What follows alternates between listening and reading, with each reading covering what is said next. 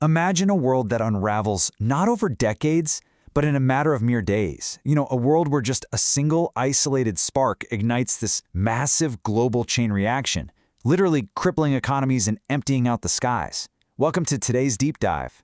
We're going to take a cinematic, almost thriller-like journey through a really fascinating stark contrast. We'll start by examining a highly detailed, speculative scenario of a devastating Middle Eastern conflict, a hypothetical 2026 war that vividly illustrates just how incredibly fragile our modern interconnected world actually is. But don't worry, we aren't going to stay in the dark. From the ashes of that fictional destruction, we're going to pivot to the real world. We'll explore the profound, anchoring forces of cultural and religious peace that are actively working out there to knit our fractured world back together. It's a journey from the terrifying ease of destruction to the painstaking, beautiful work of building cultural bridges. Okay, so here's our roadmap for today's journey. First, we'll look at a geopolitical domino effect, followed by the global economic shockwaves. Then we pivot to the power of preaching, defending the message. And finally, we'll wrap up with the bridge of translation. Section 1. A geopolitical domino effect, the 2026 Iran war scenario. To really grasp how quickly our modern systems can just completely fall apart, we're looking at a highly detailed, speculative Wikipedia article mapping out a frighteningly rapid global collapse. Think of this timeline like a massive geopolitical line of dominoes. According to the scenario, it all kicks off in late February 2026 with a sudden fictional US and Israeli strike resulting in the assassination of top Iranian officials. And then, bam! By week 2, the entire global balance tips. Retaliatory strikes start flying. The Strait of Hormuz is completely sealed off, and Brent crude oil instantly rockets past $100 a barrel. By month 1, you're looking at widespread global air travel chaos because regional airspaces literally just empty out. It only takes a few weeks for a localized, hypothetical military action to choke the entire planet's operational capacity. It's honestly mind-boggling.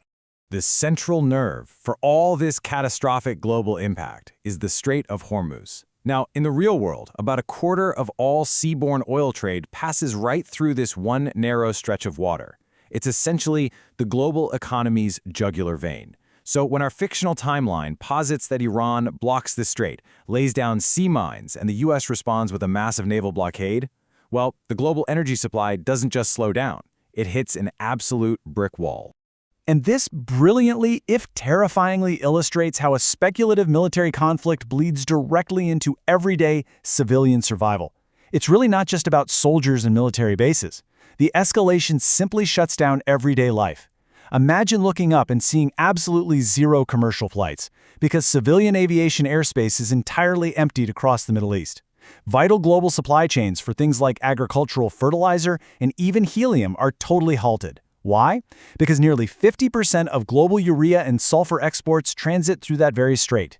Literally, farmers on the other side of the world suddenly can't fertilize their crops. The destruction goes so far beyond the billions of dollars in direct military damage, it attacks the actual foundational pillars of human sustenance. Section 2. Global economic shockwaves, the cost of chaos. Let's shift our focus purely to the staggering economic fallout described in this hypothetical source. $126. That is the peak price per barrel of Brent crude oil in this fictional crisis. To put that into perspective for a second, this represents the largest ever monthly increase in oil prices in the entire history of the world oil market. We're talking surpassing even the massive 1970s energy crisis. Now check out this next number, 20%. That is the percentage of the entire world's liquefied natural gas supply that is instantly choked off when the Strait of Hormuz is closed. Just like that, in a snap, 1/5 of the globe's natural gas simply stops moving. And finally, $270 billion. According to the scenario, this is the low-end estimate of direct economic damage to Iran alone. Some internal estimates in the source actually push that number up to an unfathomable $1 trillion. By neutrally reporting these staggering figures, the source text demonstrates the immense, almost incomprehensible cost of modern warfare. It's a mechanism of pure, unadulterated depletion. All right, let's take a collective breath here. We've just seen how incredibly quickly division and violence can hypothetically tear our world apart. Now, what's really interesting is that we are going to pivot sharply away from speculative war and step into the real-world philosophy of peace, unity, and deep-rooted cultural scholarship. Let's look at the people who are actively building the world up instead of tearing it down. Section 3. The Power of Preaching, Maulana Tariq Jamil. We're shifting gears completely to introduce a real-world anchor in stormy seas. In stark contrast to the kinetic, fast-paced destruction we just discussed, Maulana Tariq Jamil's approach is entirely about internal building. His sermons genuinely act as an anchor for millions. He focuses entirely on self-purification, the absolute avoidance of violence, and the strict observance of peaceful precepts.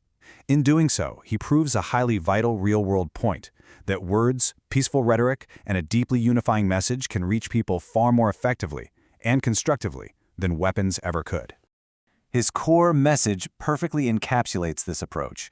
He actively stays away from those contentious issues, deep fiqh disputes, or sectarian divides that usually cause so much friction. Instead, he pleads for unity and harmony. He doesn't go around asking people to adopt beliefs they find false. Rather, he simply asks that they stop hating one another. He constantly reminds his audience that mutual differences are a core cause of societal downfall. And this approach, it has built him an absolutely massive modern influence. I mean, look at these numbers. They are phenomenal. We're talking millions of YouTube subscribers, millions more on Twitter and Facebook, accumulating hundreds of millions of overall views. He is consistently ranked among the 500 most influential Muslims globally and has topped polls as Pakistan's most admired man.